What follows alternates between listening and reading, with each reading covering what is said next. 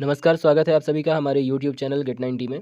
तो आज की इस वीडियो में हम 10th क्लास का जो मैथ का पेपर हुआ था 13 फरवरी को, तो उसका पूरा सॉल्यूशन देखने वाले हैं, इसलिए आप लोग वीडियो में पूरा लास्ट तक बने रहिएगा। कई सारे स्टूडेंट्स को क्वेश्चन समझ में नहीं आए थे, तो वो अपना आंसर गलत करके आ गए हैं, मतलब क्वेश्चन ही नहीं समझ में आए और उसमें दूसरे क्वेश्चन का उत्तर लिख के आ गए हैं। तो इसलिए आप पूरा वीडियो में लास्ट तक बने रहिएगा और अपना-अपना उत्तर मिला लीजिए। तो चलिए वीडियो को स्टार्ट करते हैं। तो देखिए सबसे पहले पहला क्वेश्चन है, सही विकल्प चुनकर लिखना है। तो इसमें पहला है AP -3 -1/2, 2 का 11वां पद कौन सा होगा? तो इसका 11वां पद होगा 22। अगला है, प्रसिद्ध यूनानी गणितज्ञ थेल्स का समयकाल कौन सा है? तो ये है 640 से 546। कई सारे स्टूडेंट्स इसमें ये उत्तर करके आए हैं, लेकिन ये गलत है। आप लोग चाहे बुक में देख लीजिएगा, इसका ये उत्तर होगा। अगला है, बिंदु P32 और Q -2 -3 के बीच की दूरी कितनी है? तो ये होती है 7.07, लगभग लगभग। जैसे इसमें √50 आएगा और 50 का वर्गमूल निकालेंगे तो 7.07 आएगा। फिर अगला है, द्विघात बहुपद AX² + BX + C का आलेख किस प्रकार का होता है? तो ये परवलय होता है। अगला है, रैखिक समीकरण युग्म A1x + B1y + C1 = 0 एवं A2x + B2y + C2 = 0 आश्रित एवं संगत कब होता है? तो बहुत सारे स्टूडेंट्स इसमें A1/A2 बराबर नहीं है B1/B2 के करके आए हैं, क्योंकि इसमें संगत बोला गया है, लेकिन ऐसा नहीं है। आश्रित तब बोला जाता है जब A1/A2 बराबर B1/B2 बराबर C1/C2 होता है। तो इसका आंसर ये हो जाएगा। अगला है, द्विघात समीकरण AX² + BX + C = 0 के कोई मूल वास्तविक नहीं होते यदि, तो कब नहीं होते? जब B² - 4AC छोटा होता है 0 से। तो इस तरह से इसके 6 क्वेश्चन थे, 6 के 6 मैंने ऑब्जेक्टिव बता दिए हैं। इनमें देख लीजिएगा आपका कितने नंबर का सही हुआ है। मैंने टिक भी इसीलिए कर दिया है ताकि अगर आप किसी को ना सुन पाएँ तो उसको कर लीजिए, है ना? ये जो पेन से टिक मारा हुआ है उसे मानिएगा ये पेंसिल वाला स्टूडेंट्स का किया हुआ है। दूसरा क्वेश्चन है, रिक्त स्थानों की पूर्ति कीजिए। तो इसमें पहला है, सभी डैश डैश त्रिभुज समरूप होते हैं। तो इसमें हो जाएगा समबाहु। सभी समबाहु त्रिभुज समरूप होते हैं। फिर इसका दूसरा है, त्रिज्या r वाले वृत्त के एक त्रिज्यखंड जिसका कोण अंशों में थीटा है के संगत चाप की लंबाई कितनी होती है? तो ये होती है θ/360 और 2πr। ये आपको यहाँ पर लिखना था। अगला है, √3 एक कैसी संख्या है? तो ये अपरिमेय संख्या है, अपरिमेय। फिर चौथा नंबर है, चर x के बहुपद px में x की उच्चतम घात क्या कहलाती है? तो ये बहुपद की घात कहलाती है, बहुपद की घात।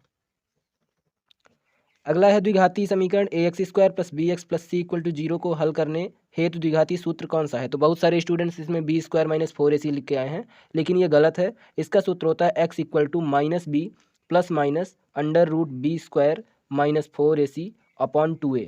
इसी को श्रीधराचार्य का सूत्र भी कहते हैं, है ना? तो x = -b ± √B² - 4AC/2a, ये इसका सूत्र है।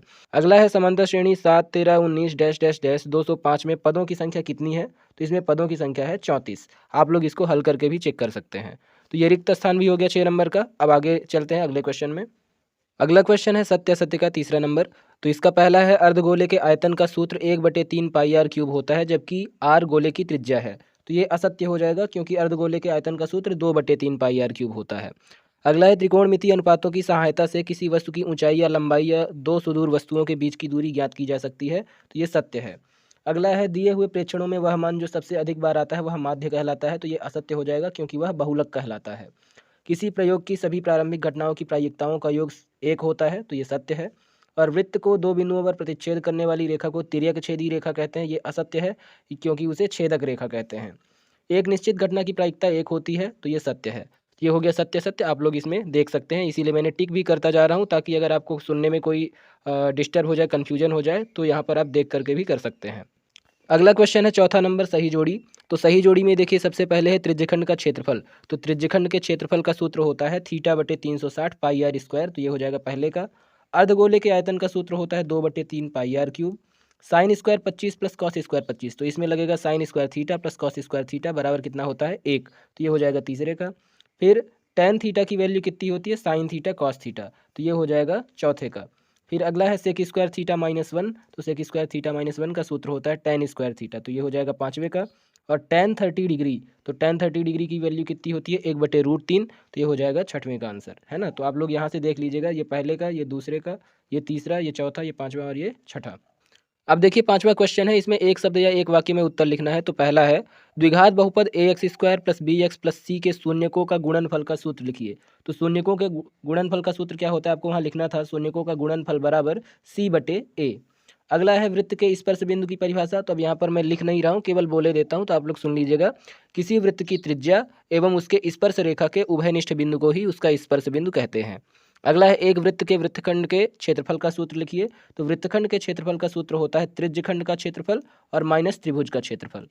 त्रिज्यखंड का क्षेत्रफल माइनस त्रिभुज का क्षेत्रफल, मैं यहाँ शॉर्टकट में लिख दिया हूँ, आप लोग समझ जाइएगा। अगला है किसी एपी के nवां पद ज्ञात करने का सूत्र लिखिए। तो एपी का nवां पद ज्ञात करने का सूत्र होता है an बराबर a plus n minus 1 into D. अगला क्वेश्चन है आधारभूत समानुपातिकता प्रमेय का कथन लिखिए। तो इसका आंसर हो जाएगा, यदि किसी त्रिभुज की एक भुजा के समांतर कोई रेखा खींची जाए जो उस त्रिभुज की अन्य दो भुजाओं को अलग अलग बिंदुओं पर प्रतिच्छेद करती हो, तो वह उन अन्य दो भुजाओं को समान अनुपात में विभाजित करती है। यही आधारभूत समानुपातिकता प्रमेय का कथन है। अगला क्वेश्चन है वृत्त की छेदक रेखा की परिभाषा लिखिए। तो छेदक रेखा किसे कहते हैं? वह रेखा जो किसी वृत्त को दो बिंदुओं पर प्रतिच्छेद करती है, उसकी छेदक रेखा कहलाती है। तो इस तरह से मैंने आपके 10th के मैथ के पेपर में जितने भी ऑब्जेक्टिव क्वेश्चंस आए थे, सबका उत्तर बता दिया है। तो आप लोग अपना अपना उत्तर मैच कर लीजिए और इस वीडियो को अपने दोस्तों के साथ या फिर आपके जो जान पहचान वाले 10th के अन्य स्टूडेंट्स हैं, चाहे वो आपके फ्रेंड्स हों, भाई बहन हों, उनको भी शेयर कर दीजिए ताकि वो भी अपना अपना उत्तर मैच कर लें। क्योंकि बहुत सारे स्टूडेंट्स ऐसे हैं जो उत्तर लिख के तो आए हैं, लेकिन वो क्वेश्चन को ही नहीं समझे हैं और अपना उत्तर गलत करके आए हैं। तो सबका कन्फ्यूजन दूर हो जाए और अभी से उनको पता चल जाए कि कितने नंबर का सही हुआ है। और इस चैनल पर इसी तरह के आगे जो आपके एग्जाम्स होने वाले हैं, उनका सबका सोल्यूशन डाला जाएगा और उनके लिए इंपॉर्टेंट क्वेश्चंस भी डाले जाते हैं। और पिछले जो पेपर हुए हैं उनका भी सोल्यूशन डाला गया है। तो अगर आपको जैसे संस्कृत का है, हिंदी का है, अगर इनका आपको सोल्यूशन देखना है तो आप चैनल पर जा करके उनको भी देख सकते हैं। और आगे के वीडियोज पाने के लिए इस चैनल पर अगर नए हो तो चैनल को सब्सक्राइब करके बेल आइकन को प्रेस कर दीजिए।